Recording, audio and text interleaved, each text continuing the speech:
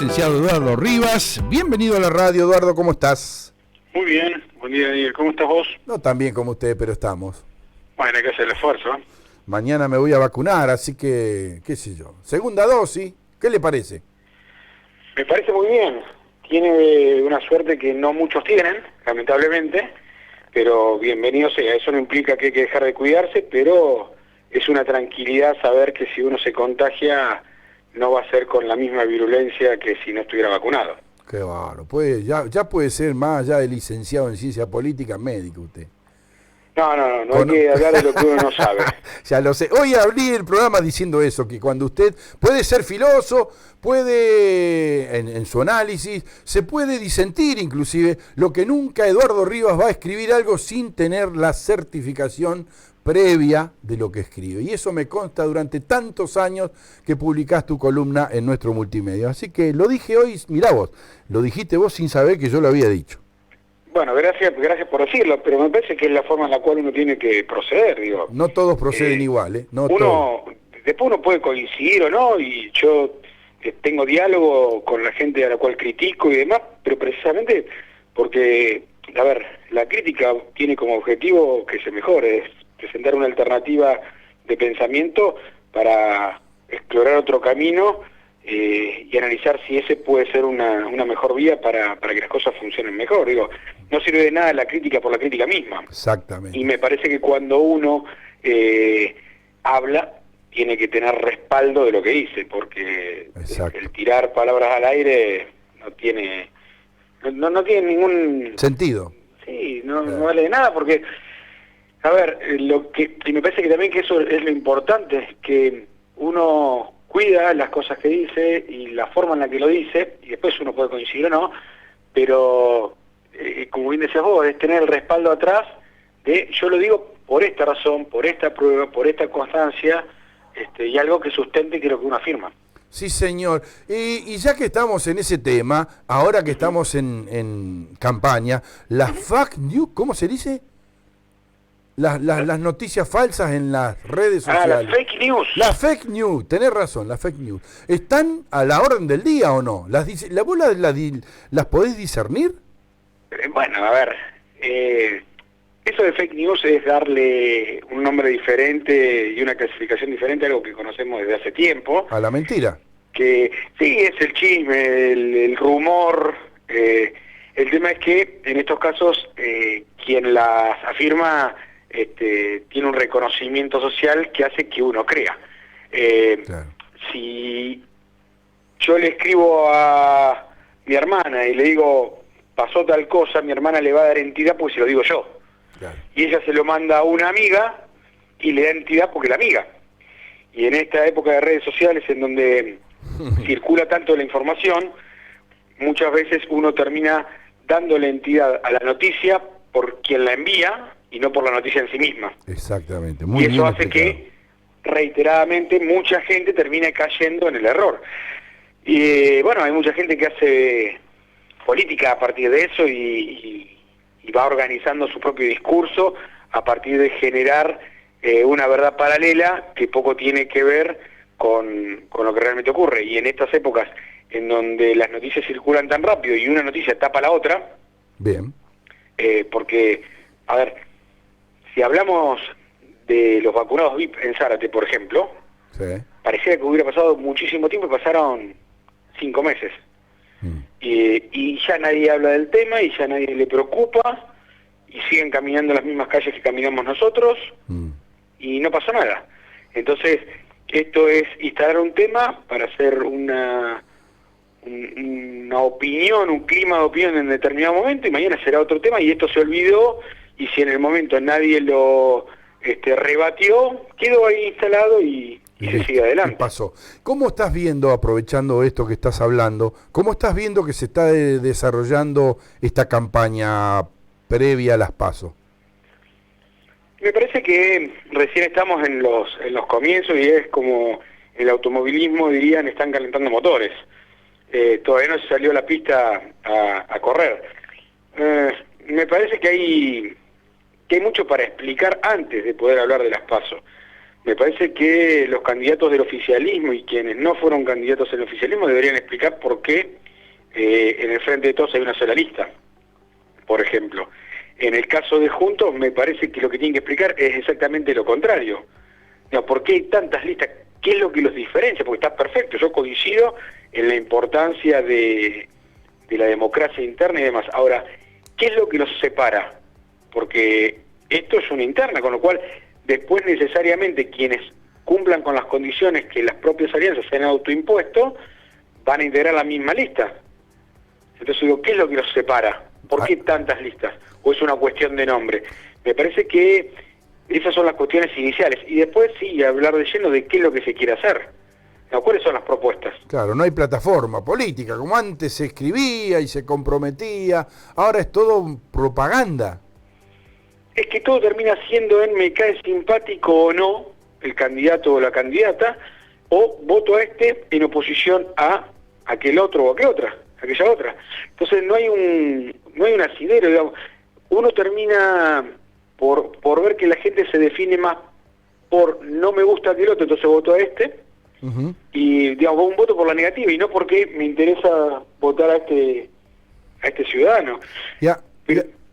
No, perdón, termina. No, pero tampoco hay mucho para poder discutir, porque uno no ve cuáles son las campañas. Yo hoy escribía un artículo en donde exponía la presentación que había hecho una de las listas de Juntos, que encabeza Marcelo Maskin, y una que encabeza Marilena Galea, en donde casualmente los dos vienen de ser concejales 4 años, y la explicación que dan es, bueno, pero éramos minoría.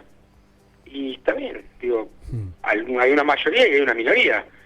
Si uno cree que solamente para gobernar es cuando uno es mayoría, máximo en un cuerpo colegiado, me parece que no entendieron para qué están. Sí, señor. Esto es como si uno dijera, bueno, vamos a jugar al truco, y cuando repartimos la carta, no, a mí no me tocó el ancho espada, yo no juego. Y no. Digamos, la gracia del juego es, uno tiene que jugar con las cartas que le tocan. Aprovecho algo que dijiste y no quería dejarlo pasar. Cuando vos dijiste hace un rato la simpatía que me causa el candidato o la candidata, que obviamente son producidos, lo agarra una agencia de marketing político y le dice lo que tiene que decir, cómo tiene que sonreír, cuál es su mejor perfil. Hoy cuando arranqué el programa conté que que estoy a pocos días de cumplir 40 años de comunicador, el 21 de septiembre, y que escribí y tuve programas en la época donde no había libertades, donde no había democracia. Yo recuerdo esos primeros años, los políticos de barricada agarraban una tribuna y te hacían llorar de la manera que expresaban su propuesta política. Hoy carecemos de eso, nadie sabe lo que quieren hacer y cómo lo van a hacer, y mucho menos como decir recién, poniéndose abajo del paraguas somos minoría o afuera del paraguas somos minoría. ¿Qué nos ha pasado? ¿Quién tiene la culpa de que en menos de 40 años la profesión, entre comillas, de políticos haya cambiado tanto, haya variado tanto? ¿Qué análisis haces como politólogo licenciado en ciencias políticas del presente? Mirá, me parece que eso, yo quienes analizan la cuestión política y a los políticos quienes actúan en política diferenciada de la sociedad, creo que es un error. Quienes son políticos, quienes son nuestros representantes, son emergentes de la sociedad en la cual convivimos. Sí, obvio, claro. Y eso que pasa en la sociedad, pasa en la vida cotidiana. Y si uno piensa en los tiempos que tiene hoy y los apuros que tiene hoy, y vos lo podés pensar con 40 años, yo tengo un hijo de 9. Sí. Y a mí me pasa mucho que mi hijo me dice, no, para que estoy viendo un dibujito y lo quiero terminar de ver. Entonces, demoremos lo que tenemos que hacer porque quiero terminar de ver el dibujito. Entonces, yo le digo, mira Manuel, vos tenés la posibilidad de pararlo, verlo cuando querés, lo volvés a ver si te gustó mucho. Le digo, cuando yo tenía tu edad, y no hace menos de 40 de eso, yo tenía para ver dibujitos 1 hora a las 5 de la tarde. Y pasaba y no lo veías más. Cuando cortábamos para tomar la leche. Claro. Entonces, digo, la sociedad cambió, la sociedad tiene otra urgencia, entonces el tener que ir a un acto, organizarlo, estar Hoy el mensaje es mucho más instantáneo, porque si vos prestás atención, un spot de campaña no llega a 1 minuto. Y si hay un spot de 1 minuto es largo. Y decís, uy, ¿cuánto falta para que esto termine? Y antes, en los actos que vos decís, la gente iba, eran horas escuchándolos, y eran varios oradores, pero era la única forma que tenían como para poder llegar a mucha gente en simultáneo. Tenés razón. Y con una forma de impronta del discurso, poder tratar de convencer a los ciudadanos. Pero las luces de los estudios a veces engañan, ¿eh?